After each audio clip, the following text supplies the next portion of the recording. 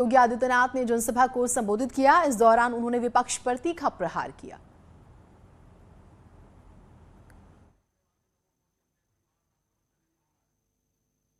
मुझे आप सबको बताते हुए प्रसन्नता की अनुभूति हो रही है कि हमारी सरकार ने वीरांगना अवंतीबाई लोधी जी के नाम पर एक मेडिकल कॉलेज का निर्माण भी आपके एटा जनपद को दे दिया है।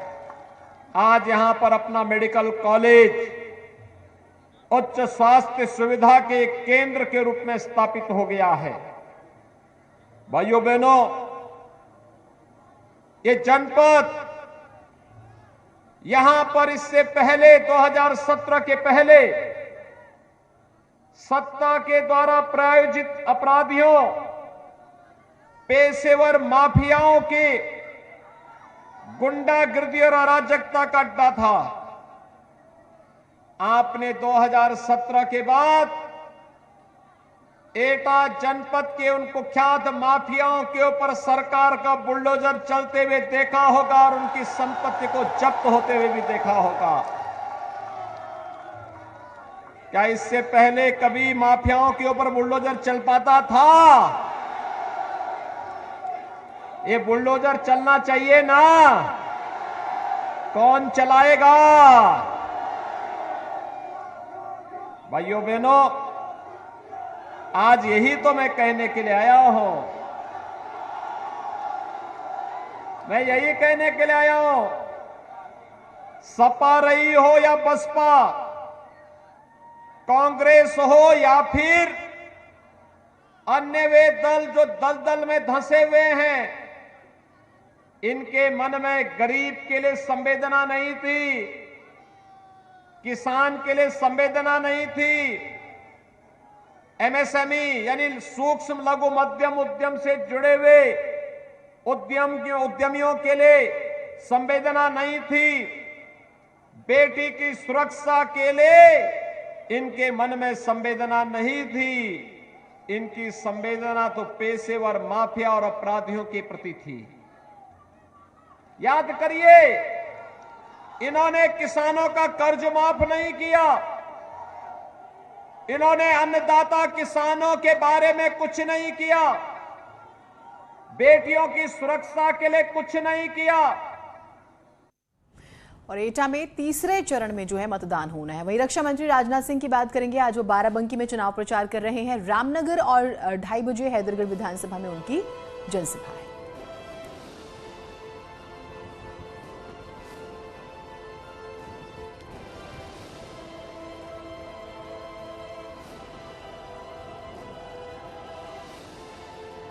तो बाराबंकी से तस्वीरें आप देख रहे हैं। बाराबंकी में प्रचार प्रसार की कमान संभाले हुए रक्षा मंत्री राजनाथ सिंह, जहां पर रामनगर में वो जनसभा को संबोधित करें। उससे पहले आपने मुख्यमंत्री योगी आदित्यनाथ को सुना, एटा में वो जनसभा को संबोधित कर रहे थे। तो ये लगातार अलग अलग बीजेपी ने दरअसल जोन्स बांटे हैं, उस हिसाब से नेता जो है प्रचार प्रसार की कमान संभाले हुए। और मुख्यमंत्री योगी आदित्यनाथ क्योंकि स्टार प्रचारक हैं, तो वो हर चरण में जो है प्रचार प्रसार कर रहे हैं। ये बाराबंकी से तस्वीरें आपको हम दिखा रहे हैं।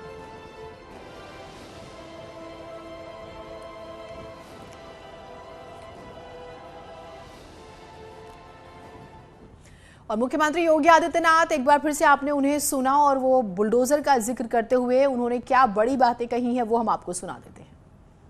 महीने में 2 बार फ्री में राशन देने का कार्य सरकार कर रही है आपके अकेले एटा जनपद में। और आवास की सुविधा की मैं बात करूं, भाइयों बहनों, समाजवादी पार्टी की सरकार अपने 5 साल के कार्यकाल में पूरे उत्तर प्रदेश में मात्र 18,000 गरीबों के लिए मकान स्वीकृत की थी। दिया एक को नहीं, लेकिन स्वीकृत किया था 18,000।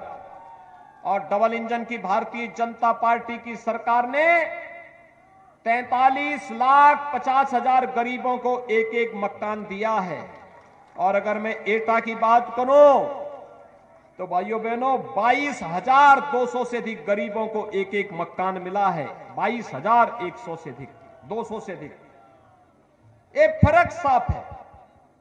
लेकिन भाइयों बहनों, ये गरीबों को आवास, गरीबों के लिए शौचालय, हर घर नल की योजना, मेडिकल कॉलेज की सुविधा, अन्नदाता किसानों के लिए फसल ऋण माफी का कार्य हो या फिर अन्य सुविधाएं, नौजवानों के लिए टैबलेट और स्मार्टफोन हो या डिग्री कॉलेज, पॉलिटेक्निक और आईटीआई का निर्माण, फायर स्टेशन की स्थापना का कार्य हो या फिर जलेसर के घंटे को वन डिस्ट्रिक्ट वन प्रोडक्ट में शामिल करके वैश्विक मानचित्र पर प्रस्तुत करने का कार्य। और मैं तो धन्यवाद दूंगा श्री राम जन्मभूमि के लिए 2100 कुंटल का घंटा यहीं के कारखाने में श्री विकास मित्तल ने तैयार किया था। मैं उन्हें धन्यवाद दूंगा। 2100 कुंटल का घंटा, जब राम जन्मभूमि पर 2100 कुंटल का घंटा बजेगा तो भाइयों बहनों, दिन में भी सपना देखने वाले चारों खाने चित स्वयं ही हो जाएंगे। तो मुख्यमंत्री योगी आदित्यनाथ को आपने सुना, और एटा या हम इटावा का जिक्र करें या फिर हम कन्नौज और या फिर फर्रुखाबाद का, ये इस क्षेत्र को सपा का गढ़ माना जाता है।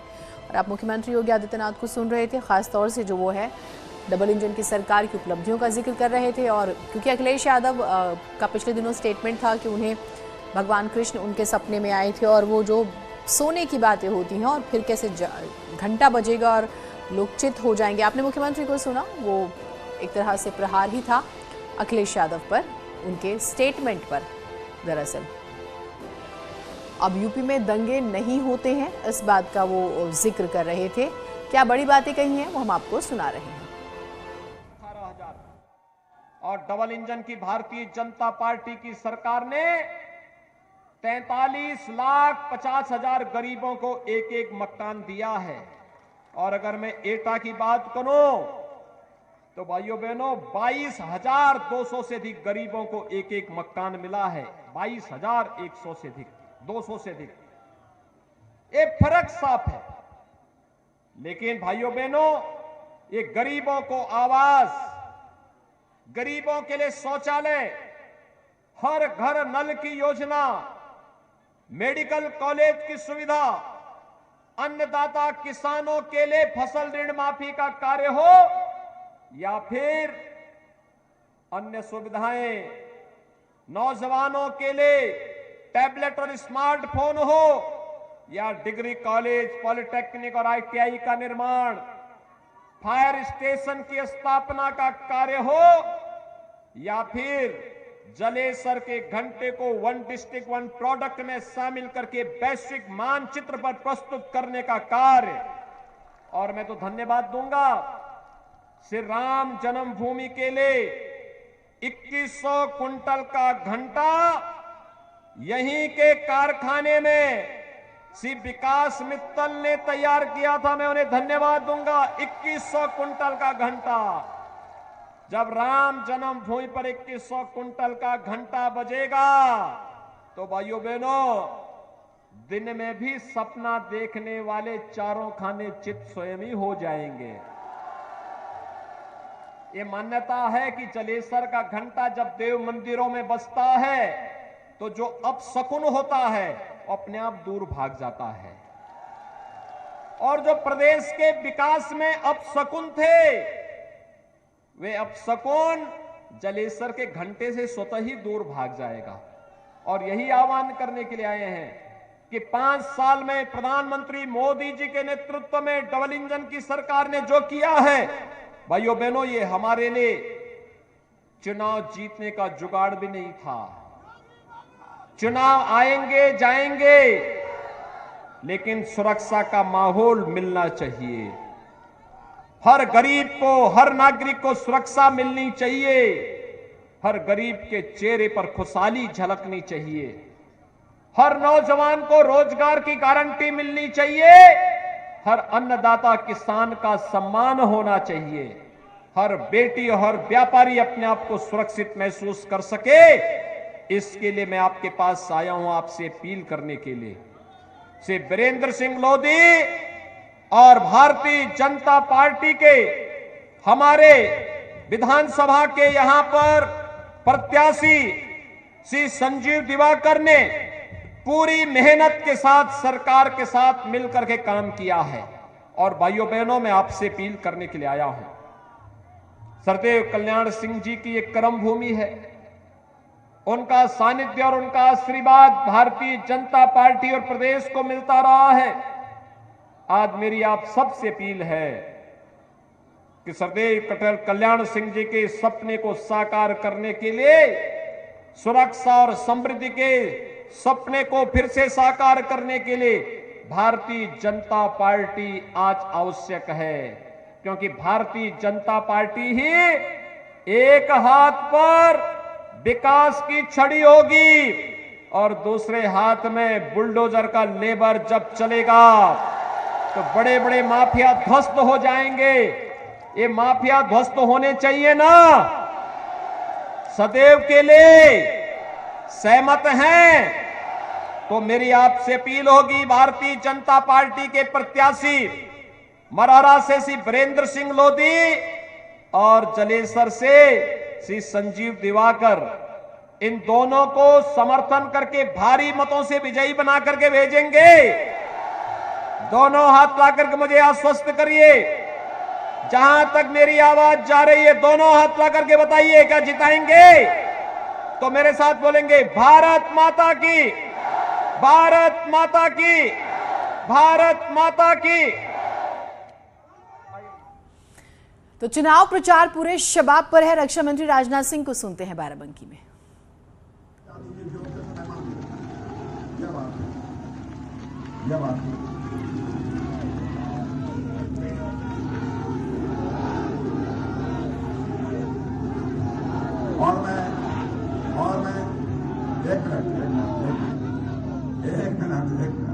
और मैं बाराबंकी के लोगों को कहना चाहता हूं, केवल रामनगर नहीं, बाराबंकी जिले ने हैदरगढ़ से 2 बार मुझे विधानसभा में भेजा है। बहनों भाइयों, मुख्यमंत्री बनाया है मुझे,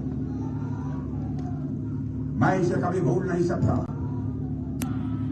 और बाराबंकी के साथ अपने रिश्ते को किसी भी सूरत में मैं कमजोर नहीं होने देना चाहता। इसलिए आपसे मैं कहना चाहता हूं, जब कभी कोई जरूरत होगी दिल्ली मेरी, कोई भी यदि हमारे दरवाजे पर पहुंचेगा और मुझे जानकारी मिल जाएगी कि बाराबंकी से आए हैं और मैं यदि घर में मौजूद हूं, अपने आवास में मौजूद हूं, तो बहनों भाइयों, हमारा दरवाजा बाराबंकी के लोगों के लिए खुल जाएगा। मैं आपको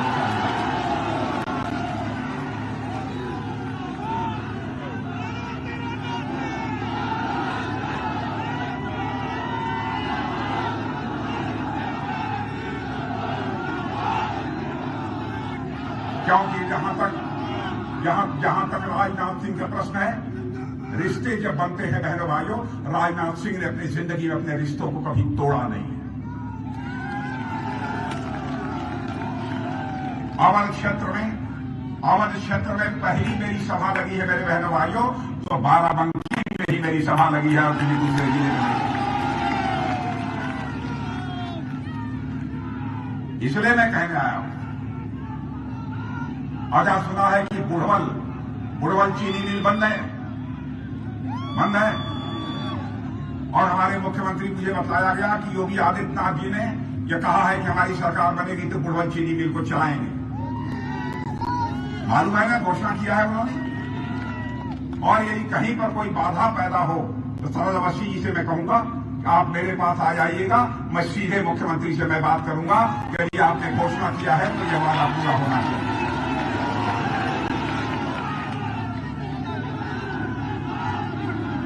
तो चलें, अरे शांत हो जाओ, अब चलें अब। अरे तब क्या करेंगे? चलें भैया, पीछे के लोग अब चलें इधर। अरे कुछ लाए हैं, कुछ गुड़ उड़ पानी ओड़ी कुछ लाए हैं। आजाद शरद जी।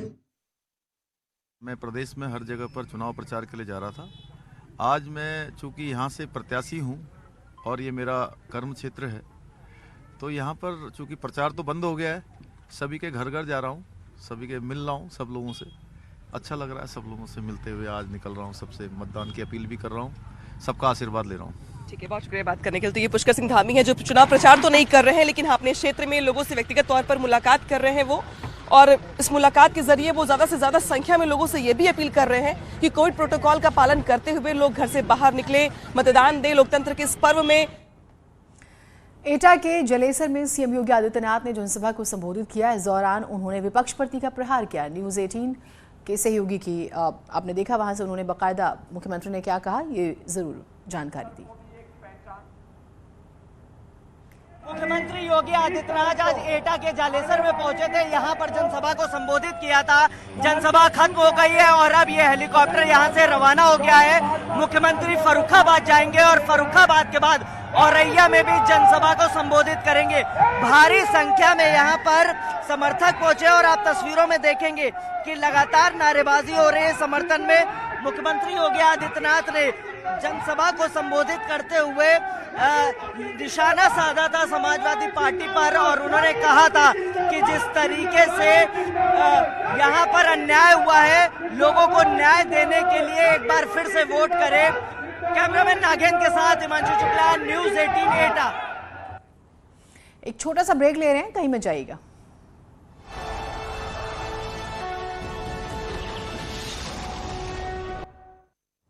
और अब अखिलेश यादव को सुनते हैं जो हाथरस में प्रचार प्रसार अभियान में हिस्सा लिए हुए हैं। सरकारी नौकरियां खाली हैं, अभी अनुमान से लगभग 11 लाख नौकरियां खाली हैं। 11 की 11 लाख नौजवानों को देने का काम करेंगे, जिससे कम से कम उनका भविष्य बेहतर हो, आगे बढ़ सकें। न केवल नौकरी, बल्कि हमारे सरकारी कर्मचारी जानते होंगे कि बहुत दिनों से इनकी मांग थी कि पुरानी पेंशन बहाल हो। इस सरकार ने बहाल नहीं किया उनकी पेंशन को। समाजवादी पार्टी ने तय कर लिया है कि सरकार बनेगी तो पुरानी पेंशन को बहाल कर करके अपने कर्मचारियों को सुविधा देने का काम करेंगे। हाथरस और आसपास में जितने भी छोटे मोटे कारोबार हैं, चाहे दाल के प्लांट हों, चाहे गारमेंट्स के हों, और हींग तो ऐसी फेमस है कि अभी हमारे बंबई के मित्र ने बताया कि हींग वो हाथरस की और कासगंज की ले रहे पिछले जाने कितने वर्षों से। अगर हींग के कारोबार के लिए हमें कोई विशेष मदद करनी पड़ेगी तो विदेश विशेष मदद कर करके, जिससे न केवल आपके आसपास कारोबार हो सके, अगर विदेश में भी संभावनाएं होंगी हींग की जाने की, तो वो सहूलियत और वो मदद करने का काम समाजवादी सरकार में होगा।